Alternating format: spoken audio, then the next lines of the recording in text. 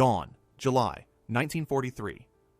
In the wheat fields south of Kursk, German crews eased a new machine forward, low, sharp-nosed, and longer than anything most of them had ever driven. The panzerkampfwagenV Panther was supposed to be the answer, a predator built to kill Soviet armor at range, with a gun that could spear steel before the enemy even knew it was there. But as the first shots cracked across the steppe, another sound followed. Gear teeth shrieking, engines overheating, final drives snapping. The Panther was not conceived in a vacuum of German engineering ambition. It was conceived in panic, measured, bureaucratic panic, after the summer and autumn of 1941 made something brutally clear on the Eastern Front. Germany's existing medium tanks were no longer setting the terms of battle. When the Wehrmacht invaded the Soviet Union in June 1941, the Panzer III and early Panzer IV were still good enough, under the assumptions of 1939 to 40. Short, violent campaigns, mixed anti-tank defenses, opponents whose armor could be beaten by 50 millimeters and short 75 millimeters guns. Those assumptions didn't survive the first encounters with the T-34 and KV series. German reports didn't describe a mystical supertank. They described a practical nightmare. Soviet armor appeared with sloped plates that rejected shots that should have penetrated, wide tracks that didn't sink like narrow German ones, and a 76.2 millimeters gun that could kill at distances where German crews had previously felt safe. The shock was doctrinal as much as technical. Germany realized it was losing its medium tank advantage, right at the moment its war became a long one. By late 1941, the German response wasn't simply build something heavier. It was build something that restores the balance. A medium tank that could move like a medium tank, fight like a heavy tank, and be produced in large numbers. That combination, mobility, lethality, and mass production, was the real pressure behind the Panther. It is also why the Panther's story is not merely a design story. It's a story about German institutions trying to make an industrial pivot during wartime. The formal requirements crystallized in late 1941 under the Army Ordnance Office's tank development bureaucracy.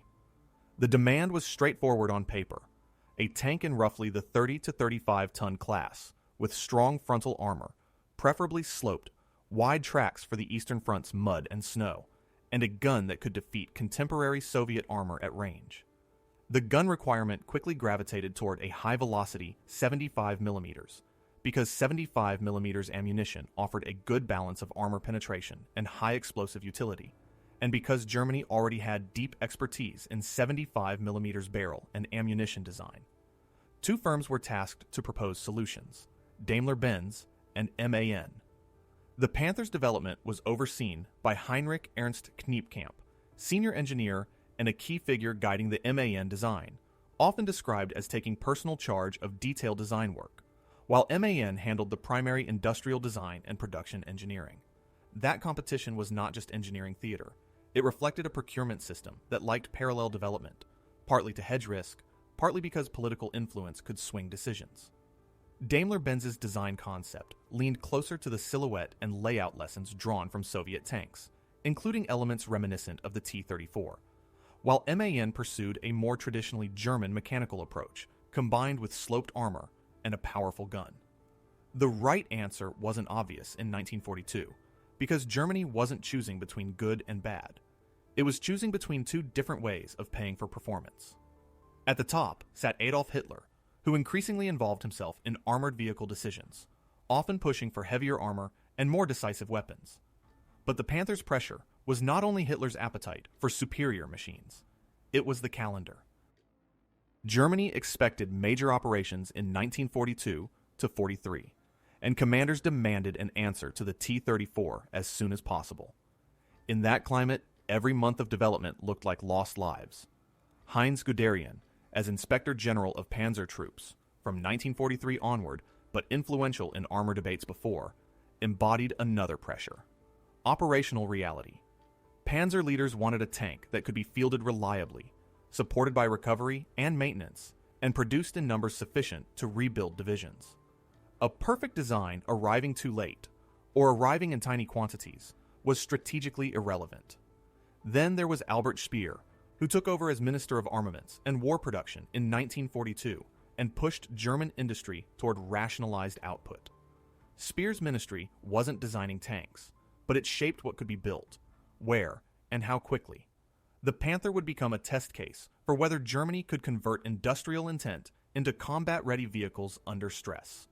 New factories brought in, production dispersed, subcontracting expanded, and design changes introduced while vehicles were already rolling off lines. In 1942, the decision tilted toward MAN's proposal. The selection was shaped by multiple pressures at once: ballistic needs, mechanical layout preferences, and the perceived feasibility of production. But the deeper choice was strategic. Germany was committing to a medium tank that pushed the limit of medium. The Panther would carry heavy frontal protection and a long, high-velocity gun on a chassis that still had to move and be manufacturable. From the outset, the Panther program leaned into a wartime habit that often punished Germany later. Field it fast, fix it later. Design refinement, factory tooling, and crew training were compressed into the same narrow corridor.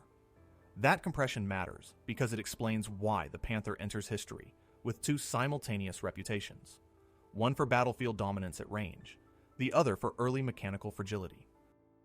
By 1943, the pressure point had a name and a date: Operation Citadel, the planned German offensive at Kursk in July 1943. The Panther was pushed toward combat readiness as part of that buildup. That decision gave the tank its mythic arrival, but it also exposed the cost of the schedule. Early Panthers suffered from drivetrain and final drive weaknesses, overheating, engine compartment fires, teething issues in fuel and lubrication systems, and the inevitable chaos of introducing a brand new vehicle into a brutal operational environment with limited spare parts and incomplete field experience. In other words, Kursk didn't prove the Panther was bad. It proved what happens when you take a complicated new tank, rush it to the front, and ask it to perform like a mature system. The Panther's development didn't stop when the first vehicles fought. It accelerated.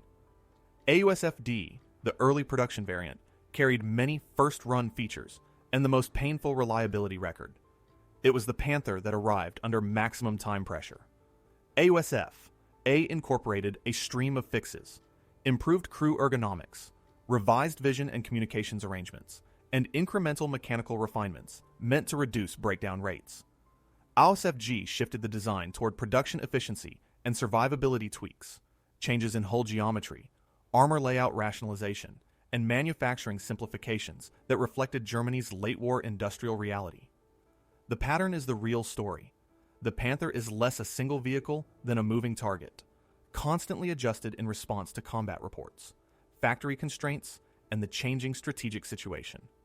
Each revision was a compromise between what the front demanded and what the factories could actually deliver in 1944 to 45 under bombing, raw material strain, and collapsing logistics.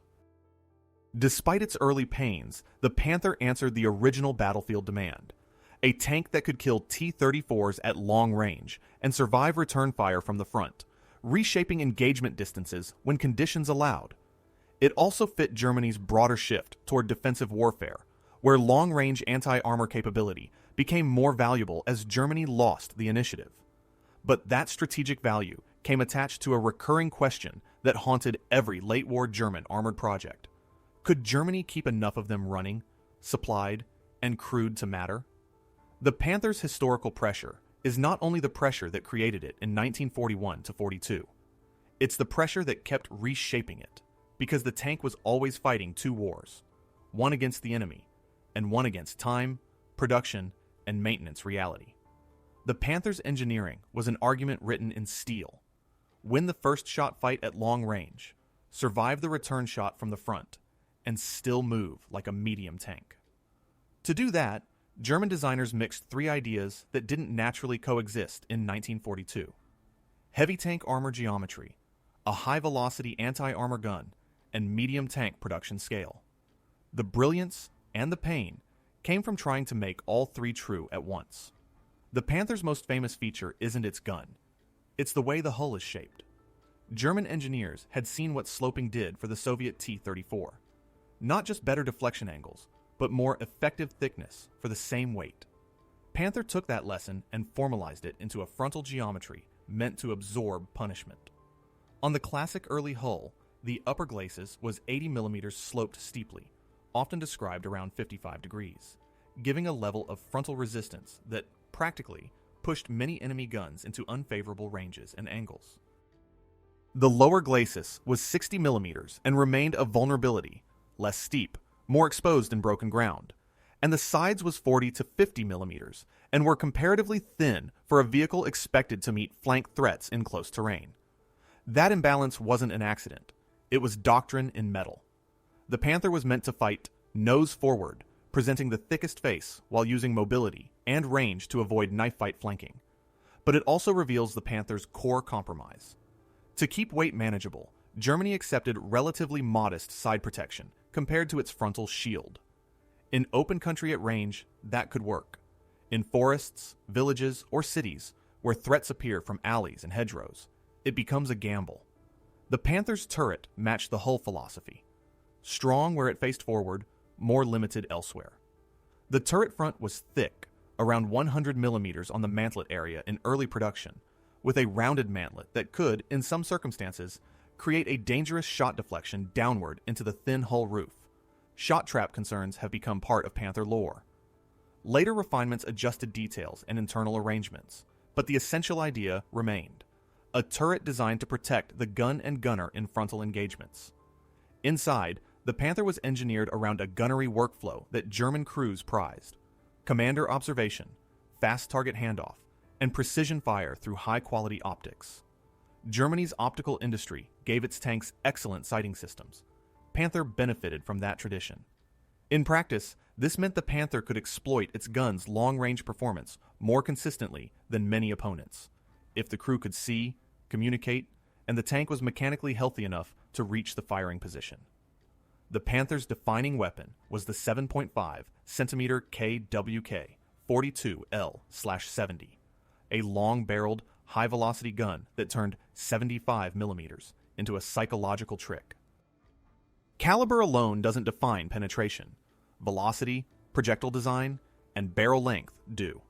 The Panther's L-70 pushed its anti-armor rounds fast enough that in many combat situations, it could penetrate enemy medium tanks at ranges where return fire was less effective, especially against the Panther's steep glacis. This is the Panther's combat philosophy distilled. Engage first, hit hard, hit far. The gun also retained adequate high-explosive capability for infantry support, though it was never the Panther's native instinct, the way it was for an assault gun. The Panther was designed to dominate armored fights at distance, then endure. Yet the gun's power had consequences. A long gun demands space. For recoil, for balancing the turret, for stowage of longer cartridges.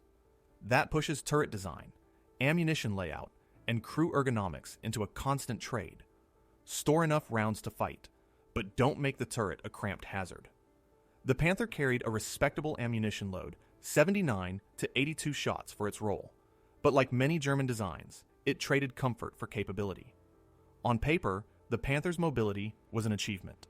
It used a Maybach 5 12-gasoline engine in the HL 230 family, producing around 700 horsepower, a serious power figure for a vehicle in the mid-40-ton class.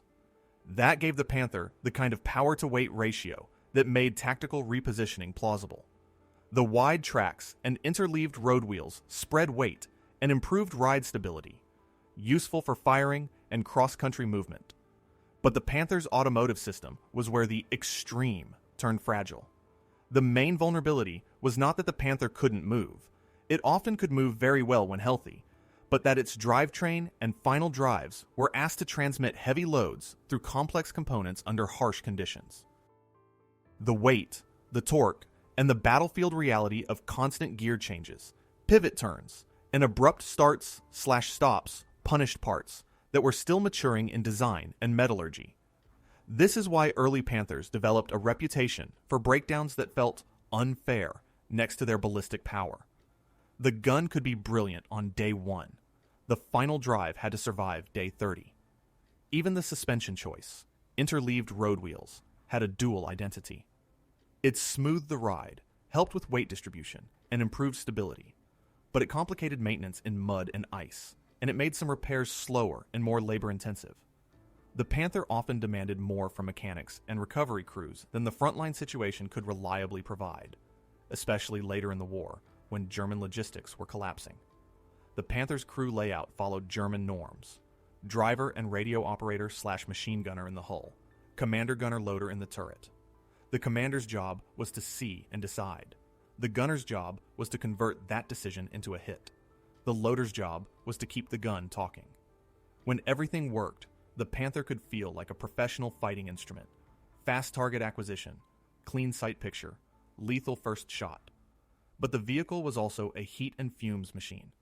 Long movements, heavy loads, and combat stress meant high temperatures and constant attention to engine health. Later war fuel quality and maintenance shortages worsened the situation. A Panther crew might win a duel at 1,500 meters, then lose the operational day to a transmission issue, a thrown track, or a final drive failure. Panther modifications weren't a single upgrade package, so much as a rolling stream of fixes and simplifications, driven by combat reports, factory constraints, and the need to keep production moving. Modification, AUSF. D. Early production, mid to late 1943. Early Panthers suffered severe teething issues, fuel leaks/overheating, drivetrain stress. The AUSF. D period saw continual small changes to improve survivability and serviceability, while vehicles were already at the front. Also used Zimmerit anti-magnetic paste, late 1943 to September 1944. Many Panthers received Zimmerit at the factory during the period when it was ordered for German armored fighting vehicle. It was discontinued from factory application on the 9th of September 1944. Modification, AUSF. A. Mid-production. Hull MG change, key external identifier. The early letterbox, Hull MG arrangement, AUSF-D, was replaced by an armored ball mount on AUSF. A. Improving protection and usability for the radio operator's MG. Commander's cupola revision, AUSF. A introduced a more practical cupola arrangement compared to the early drum-style cupola seen on initial Panthers, improving all-round vision and reducing exposure. Modification, AUSF. G. Late production. Hull redesign for production, AUSF. G simplified the hull and deleted features that cost time and machining. British examinations and technical summaries note removals, such as pistol ports and deletion of the turret side ammunition loading hatch on AUSF. G driver's vision port removed on AUSF. G, the driver lost the traditional direct vision opening and relied on a periscope, again reflecting simplification and improved ballistic integrity. Side armor geometry change, a major AUSF. G change was altering the side plate arrangement, commonly summarized as a move to 50mm sides with a different angle to ease manufacture while maintaining useful protection. Chin mantlet, late 1944. To reduce the dangerous deflection, shot trap, from the curved lower mantlet into the hull roof, late Panthers adopted the flattened kin blend, chin mantlet. It appears in late 1944, production. Late war special fits, infrared night equipment, limited trials/issue. A small number of late Panthers were fitted with FG-1250 active infrared driving/aiming equipment, an experimental capability, not a widespread standard. Net effect. By 1944 to 45, the Panther was not the same machine that stumbled into Kursk in 1943. Its modifications steadily traded ideal design features for reliability, survivability refinements, and production speed. Against the Soviet T-34, Panther represented a shift from maneuver and volume toward frontality and distance. Against American Shermans, it represented a qualitative leap in gun and frontal armor, but with a cost in mechanical simplicity and ease of field repair. Against British designs, it highlighted Germany's preference for long-range anti-armor lethality and thick frontal protection, sometimes at the expense of tactical flexibility in close terrain. That's the heart of Panther engineering, a long-range predator built on a chassis that often suffered like a beast of burden. The Panther's legend usually begins with its gun and glacis, because those are what the enemy saw and feared. The Panther's truth, however, lives in the workshop. A machine engineered for dominance, then forced by the calendar into combat before its adult reliability arrived. The Panther's reputation was forged in a contradiction. On the firing line, it could feel like a predator. In the maintenance park, it could feel like a liability. Both impressions were true, and the gap between them is where the real Panther story lives. The Panther's combat debut at Kursk, Operation Citadel, wasn't a neat entry into service. It was an enforced deadline. A large batch of Panthers was issued to Panzer Regiment von Lauchert, 48th Panzer Corps, 4th Panzer Army, in late June 1943, only days before the offensive began. The result was predictable: inadequate driver training, rushed unit-level integration, and a vehicle still carrying unresolved defects. The numbers often quoted from German reporting are stark. On July 5, 1943, the opening day of Citadel, only 184 Panthers were operational. Within 2 days, that fell to 40. A status report dated July 20, 1943, described 41 operational, 85 repairable, 16 needing major repair in Germany, 56 burned out due to enemy action, and 2 destroyed by engine fires. That last detail, engine fires, isn't a footnote. Early Panthers suffered from fuel and ventilation problems that could turn heat and fumes into catastrophe. Technical summary notes that early fuel connectors were not insulated, that the engine compartment's watertight design contributed to poor ventilation and overheating, and that these factors contributed to engine fires, mitigated only gradually by improved ventilation and fuel system changes. Kursk created a permanent misconception that the Panther failed because it was badly designed. A fairer reading is harsher and simpler. It was fielded before it was mature, and the battlefield punished every weak component at once. The Panther's most infamous weakness was its final drive. German sources and later technical summaries consistently described the final drive as a chronic Achilles heel, with failures stemming from high loads, design compromises for mass production, and materials/heat treatment limitations.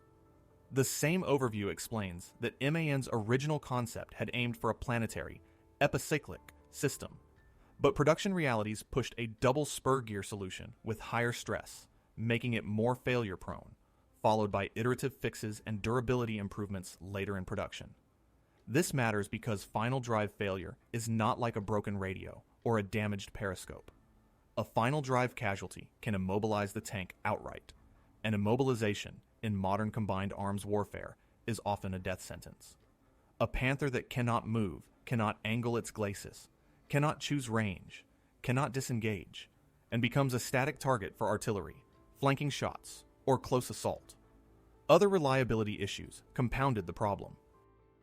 Period technical discussions point to gearbox and transmission weakness, and to overheating problems that were difficult to avoid in sustained operations, especially with inexperienced drivers.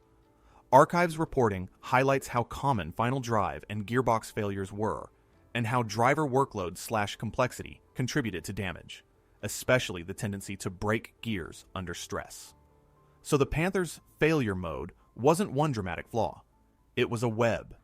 Heat plus ventilation plus fuel system risked fires. Transmission/final drives failed under heavy loads and abrupt maneuvering. Training and doctrine couldn't keep up with the machine's demands at debut. When a Panther worked, it worked brilliantly in its preferred geometry: open lines of sight, room to maneuver, front toward threat, long range. In those conditions, the Panther's combination of a high-velocity 7.5 centimeters gun and strong sloped frontal armor could dictate engagement distances, often forcing opponents to flank, mass fire, or call for artillery. But the Panther rarely got to live inside its ideal diagram. Mud, urban rubble, forests, hedgerows, and close country all attacked Panther's strengths while amplifying its weaknesses. The tank's side armor was not designed to absorb sustained flank punishment, and late-war battlefields were increasingly defined by ambush angles rather than clean front-to-front clashes. The Panther's front could be formidable, but its sides and rear were not a fortress, and tactical reality had a way of touching those angles. Then there's the maintenance burden. A complicated drivetrain and delicate early run systems meant that Panther effectiveness was always tied to recovery vehicles, trained mechanics, spare parts, and time. Four things Germany increasingly lacked after 1943. A powerful tank that spends too many hours available on paper, unavailable in the field, becomes a strategic mirage. A key part of the Panther's reality check is that it did improve, substantially. Technical summaries describe incremental reliability fixes, such as improved bearings and the introduction of an engine governor in late 1943, followed by further mechanical refinements in early 1944. There's also evidence of how German leadership perceived that improvement. A March 1944. Note attributed to Guderian is frequently cited in secondary literature. Frontline reports claiming engine service life rising into the 700 to 1,000 kilometers range and final drive breakdowns ended in at least one unit. Language that still reads like cautious relief rather than triumph. Even Wikipedia's aggregated readiness figures reflect this arc. An appalling low operational rate in mid-1943, rising through late 1943 and improving further across 1944. Never perfect, but no longer the self-sabotaging disaster of the Kursk debut. So if you want the most honest summary, the Panther you fear in late 1944 is not the Panther you curse in July 1943. The problem is that Germany paid for that maturation. In time it didn't have, and in tanks it burned up learning the lesson.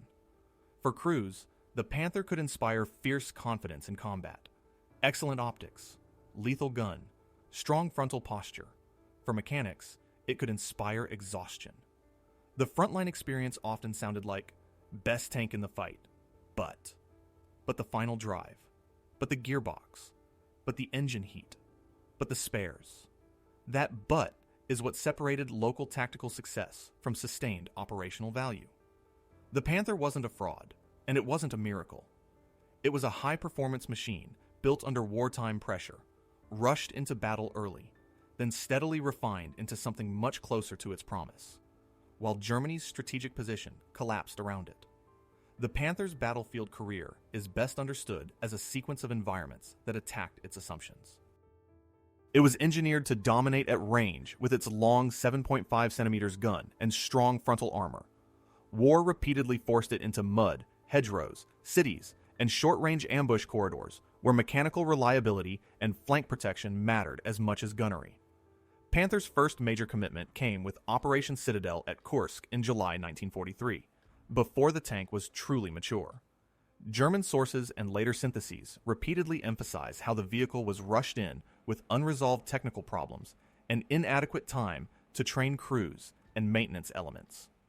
Operationally, that meant the Panther entered combat already bleeding readiness. The well-known German status reporting from the first days of Citadel shows a steep drop in operational Panthers. Losses dominated not only by enemy action, but by breakdowns, fires, and driveline issues that immobilized tanks in the worst place possible, forward of recovery and behind a moving front. On the battlefield, the pattern was grimly consistent. When Panthers reached firing positions with clear sightlines, they could punish Soviet armor at ranges that favored the gun KWK-42's velocity and optics. But Kursk wasn't a clean gunnery field.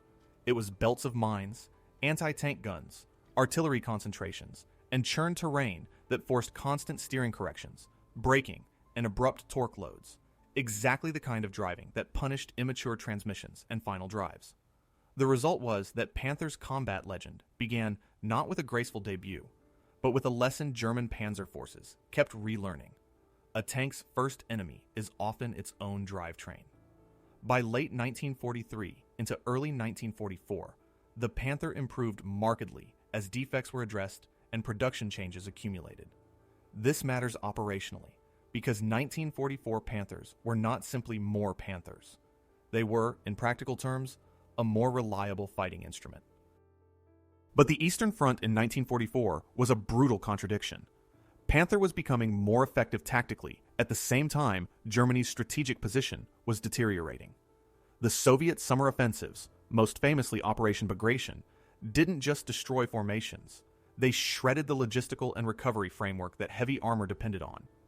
Even when Panther units could win local engagements, they were increasingly fighting a war of withdrawals, emergency counterattacks, and rapid redeployments, where fuel, spares, and time mattered as much as armor and gun performance. For Bagration's operational scope and tempo, see the overview of its phased offensives and fronts. In this period, Panther's strengths were best expressed in defense in depth, hull-down positions, long fields of fire, and coordinated anti-tank belts where Panthers could act as mobile stoppers, forcing Soviet armor to deploy, maneuver, and take losses before breaking through. But the same dynamics repeatedly trapped them. A Panther that throws a final drive or loses a track while retreat routes are choked can become a write-off, destroyed by its crew or abandoned, not because it was killed in a duel, but because recovery could not reach it. This is how the Eastern Front often consumed German armor in 1944. The front didn't just defeat tanks, it outpaced their support.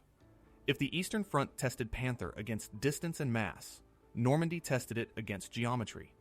The Normandy battlefield was full of short sightlines, hedgerows, sunken lanes, orchards, village corners, where front toward enemy at long range was frequently impossible. Panthers still had moments of dominance when they could establish overwatch lines, but Normandy made flanks easy to reach and made first contact happen suddenly. It also magnified the impact of Allied artillery, fighter bombers, and aggressive combined arms tactics, which could pin German armor, disrupt movement, and punish repair and resupply. Elite formations like Panzer Lehr Division carried Panthers into this environment as part of Germany's armored response to the landings. In the fighting around Caen, accounts emphasize how Panthers were thrown into counterattacks and night movements early in the campaign, operations that demanded rapid coordination and mechanical confidence at a time when roads were watched from the air and every breakdown risked becoming a permanent loss. This is where Panther's operational identity splits in two.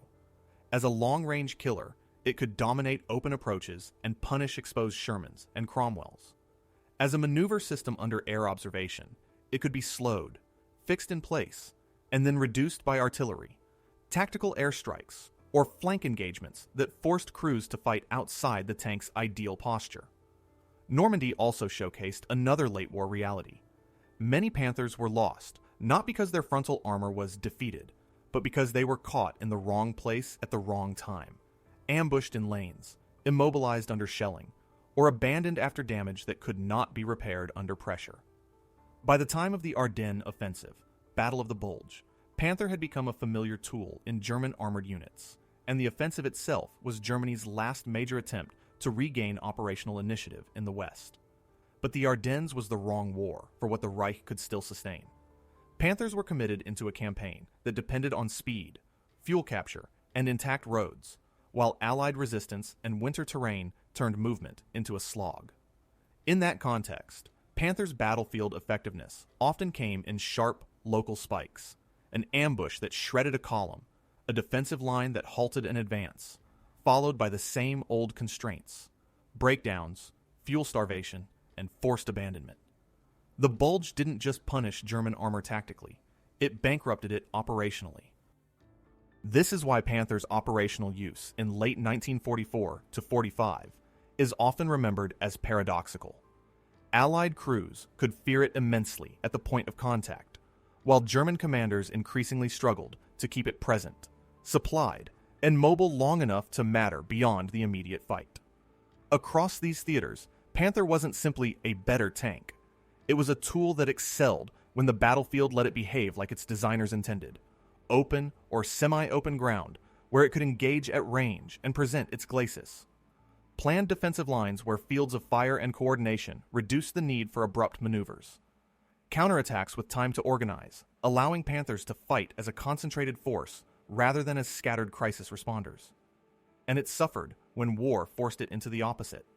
Minefields, mud, short-range terrain, and constant torque loads that punished drivetrain reliability. Hedgerows and close country, where flank threats were common and range advantage shrank. Late war logistics collapse, where a disabled Panther was often a dead Panther. That sets up the final judgment cleanly. The Panther was one of the most formidable, medium tank killers of the war, yet its operational impact was continually throttled by reliability demands and the deteriorating conditions of Germany's late war battlefield. The Panther was Germany's most consequential attempt to rebuild the definition of a medium tank in the middle of a losing war. It delivered exactly what the 1941-42 crisis demanded: a vehicle that could engage and destroy enemy armor at long range with a high-velocity 7.5 centimeters gun, protected by a glacis designed to shrug off frontal fire when properly handled. In the right geometry, open ground, prepared lines, coordinated fields of fire, the Panther could dominate, but it paid for that dominance in ways that mattered operationally. Early Panthers were rushed into combat before their mechanical weak points were solved, and even as reliability improved through 1944, the tank remained maintenance-hungry in a war where Germany increasingly lacked fuel, spares, recovery vehicles, and time. The Panther's legacy is therefore double: tactically formidable, strategically throttled. It influenced post-war thinking everywhere, proof that sloped armor and high-velocity medium-caliber guns could redefine battlefield ranges, while also warning that excellence at the gunner's sightline means little if the final drive can't survive the march. This is steel doctrine. Legendary war machines, real history, no myths. Write in the comments which tank you would like to hear about in the next episode. Like, subscribe, and uncover history forged in steel.